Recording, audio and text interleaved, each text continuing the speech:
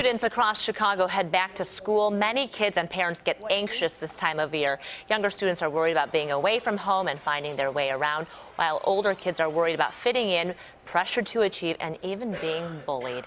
Here in studio this morning is clinical psychologist Dr. Sheela with a look at how to help your students alleviate that stress. And it is so important. I think parents, we get so caught up with buying back to school supplies, we don't think about that emotional transition. Let's start with pre-K and kindergarten kids, the youngest, going to a new school, away from home, away from family. Right. They're usually the most worried about the unknown. And a couple of quick things we can do with them is get some play dates going ahead of time with people in the community just so that they get back into the groove.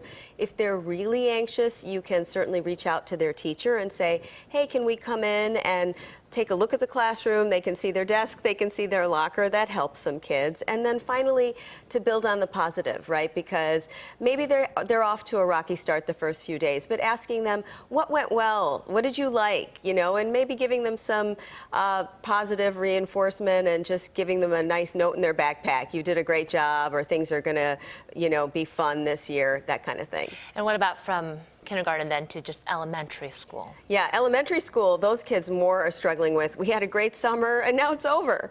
And so, they're worried about how do we get back into the routine, and parents are worried about the same kind of thing. And I would say worry less about sleep.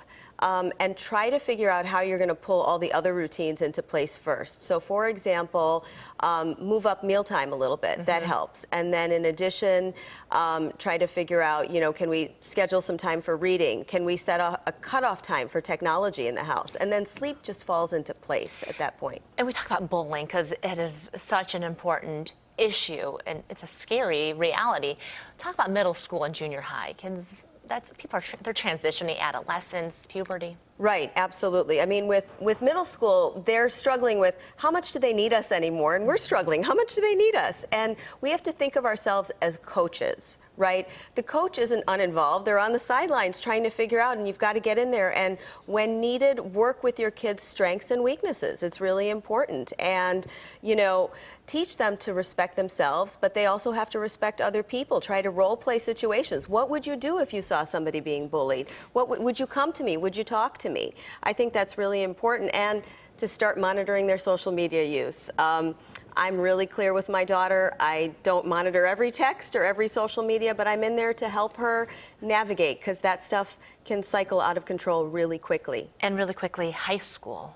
How do you get a kid transition to high school, the final 4 years before they go to college? Yes, the thing is they need a certain amount of balance, a certain amount of tech time, a certain amount of socializing every day, all of that kind of stuff. But the issue with kids is they have a lot of complex worries these days. We have to keep the door open with them for the tough conversations about bullying, about suicide, which unfortunately is on the rise. So keeping the door open and destigmatizing talk about anxiety and depression. They have to be able to come to us and talk to us. Yeah, be present. Be present in their lives and be a year to them. That's right. So be the coach. Yeah.